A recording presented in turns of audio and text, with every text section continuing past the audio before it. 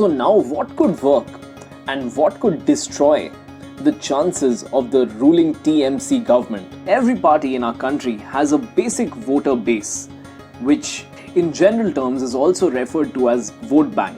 So while for the Congress, the CPM and the Trinamool Congress, somewhere there's an overlap in the voter base, which is the secular voter, the non-Hindu communities and the intellectuals. However, it is completely the opposite for the BJP. Therefore, more the number of non-BJP parties or non-BJP ideology-leaning parties we have in this election, more will it benefit the BJP, because the common voter base will actually get divided amongst the various options, because they will get confused as to whether do I vote for the Congress, whether I vote for the TMC or whether I vote for the CPM. And eventually in a first past the post system, which is the electoral system in India, whichever party emerges as the single largest party actually gets invited to form the government, irrespective of the vote share that it's got. I hope that's clear, or I'll just give an example to clear that.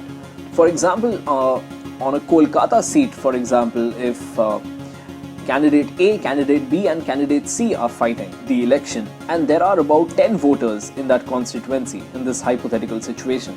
So what happens is that 4 of the 10 voters vote for candidate A, 3 of the 10 voters vote for candidate B, and the remaining 3 voters vote for candidate C. So what happens is that out of the 3, the highest number of votes went to candidate A. So because candidate A got more votes than candidate B and candidate C, candidate A is going to win that seat.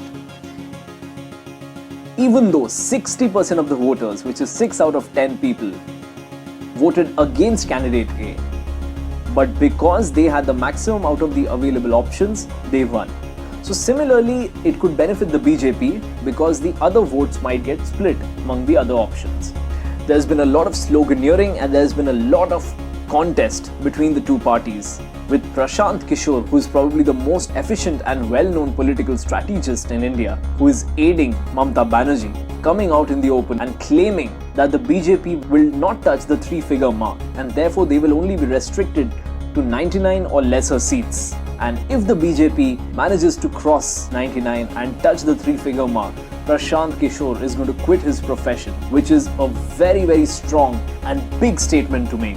On the other hand, the Union Home Minister Amit Shah, who is the star campaigner of BJP in Bengal, has time and again claimed that the BJP is going to get more than 200 seats and form a government with absolute majority.